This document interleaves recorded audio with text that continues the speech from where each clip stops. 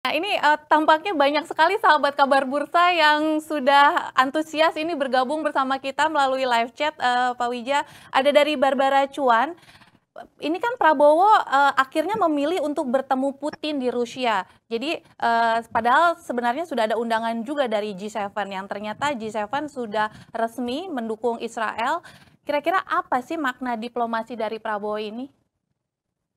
Jadi ini eh, harus kita akui ya, apa yang dilakukan Pak Prabowo itu very high level diplomatic approach gitu ya, tanpa mengeluarkan statement, tapi kemudian menunjukkan gesture gitu ya, dengan datang ke Rusia, bertemu dengan Putin, kemudian membahas kerjasama ekonomi yang signifikan. Ini mengirim pesan yang sangat kuat kepada dunia. Belum lagi ditambah bahwa pemerintah kita kan akhirnya mengutuk serangan ke Iran oleh Israel. Memang kalau kita lihat 20 sekian negara yang mengutuk itu adalah kebanyakan negara Middle East, negara Asia Tenggara, kemudian negara-negara kecil di Afrika.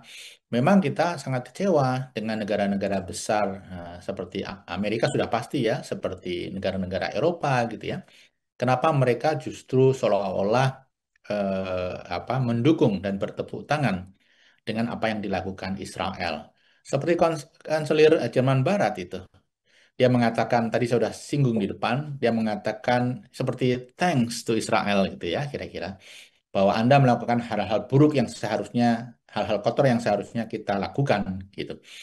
Coba bayangkan ketika kota di Jerman dibom, kemudian ada negara lain yang melakukan hal yang sama, apakah ini tidak menyakitkan rakyat Jerman? Apakah ini tidak menyinggung hati nurani masyarakat Jerman gitu ya?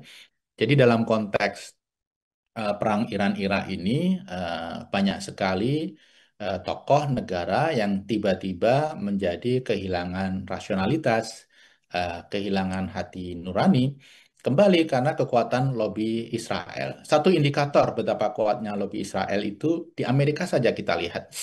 Di Amerika, Mbak Rati bisa mengkritik apapun, bisa mengatakan apapun. Bisa, termasuk menjelek-jelekkan presiden dan seterusnya bisa. Tetapi ketika Mbak Rati itu mengeluarkan statement yang disagree dengan posisi Israel, maka tiba-tiba eh, hidup menjadi sulit ya.